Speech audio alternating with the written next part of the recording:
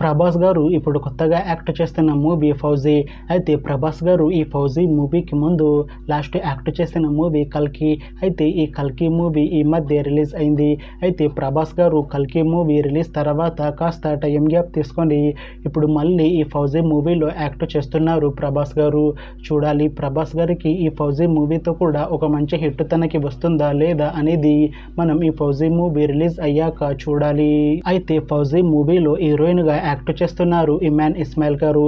అయితే ఇమాన్ ఇస్మాయిల్ గారు ఈ ఫౌజీ మూవీకి ముందు తెలుగులో ఒక్క మూవీలో కూడా యాక్ట్ చేయలేదు. అయితే ఫస్ట్ టైం ఇమాన్ ఇస్మాయిల్ గారు తెలుగులో యాక్ట్ చేస్తున్న మూవీ ఈ ఫౌజీ. చూడాలి ఇమాన్ ఇస్మాయిల్ గారికి ఈ ఫౌజీ మూవీతో తనకి తెలుగులో ఒక మంచి హిట్ ఈ ఫౌజీ మూవీతో వస్తుందా లేదా అనేది మనం ఈ ఫౌజీ మూవీ రిలీజ్ అయ్యాక చూడాలి. అయితే ఫౌజీ మూవీ టీం ప్రస్తుతం షూటింగ్లో బిజీగా ఉన్నారు. అయితే ఈ ఫౌజీ మూవీని 2026 సమ్మర్లో రిలీజ్ చేసేలా ప్లాన్ చేస్తున్నారు మూవీ టీం.